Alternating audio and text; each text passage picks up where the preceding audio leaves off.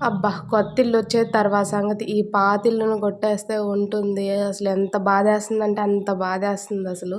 అసలు మన జీవితంలో ఎన్ని జ్ఞాపకాలు అసలు ఉన్న ఇంట్లో ఎన్నెన్ని స్వీట్ మెమోరీస్ ఉంటాయో అసలు చెప్పలేం గదా! దీన్ని కట్టేటప్పుడు ఉన్నంత కష్టం తీసేటప్పుడు అసలు ఉండదేమో. అసలు ఎంత ఈజీగా తీసి పడేసిందంటే అంత ఈజీగా తీసి పడేసేసింది.